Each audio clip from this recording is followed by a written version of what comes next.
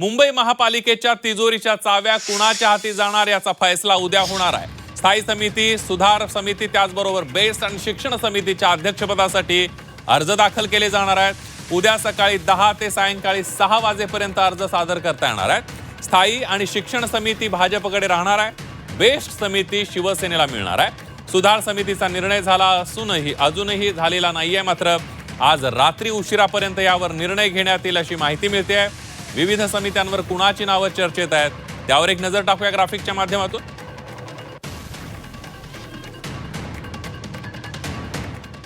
स्थायी समितीसाठी प्रभाकर शिंदे जे भाजपचे नगरसेवक आहेत, तर मकरंद नार्वेकर यांच्या नावाची चर्चा आहे।